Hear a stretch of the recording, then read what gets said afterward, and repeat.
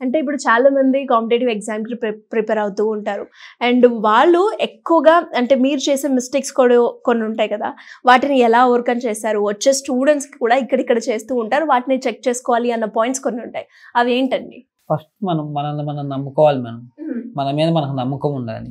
So మనం వెళ్ళంగానే first అటెంప్టే మనకు జాబ్ రావాలి. కొంతమంది ఫస్ట్ అటెంప్టే సాధించగలచ్చు. కొంతమంది సెకండ్ అటెంప్టే రావచ్చు. కొంతమంది 10th అటెంప్ట్ కూడా రావచ్చు. ఫస్ట్ వాళ్ళలో ఉన్నదంటే వాళ్ళకి నమ్మకం ఉండాలి. సో నేను సాధించగలను. సో ఒకసారి మనం ఓడిపోవచ్చు. మనకు రాకపోవచ్చు, మనం ఓడిపోవచ్చు. ఓడిపోతే మనం ఎక్కడైతే మిస్టేక్స్ చేస్తున్నామో, ఎక్కడైతే మనం ఎక్కడుందో ఫస్ట్ ఆ పాయింట్ తీసుకొని ఆ సబ్జెక్ట్ మెయిన్గా తీసుకోవాలి. సో అలాగే main general awareness, general science అవి మనం ఎంత చదివినా కూడా ఇంకా చదవాల్సింది చాలా ఉంటుంది.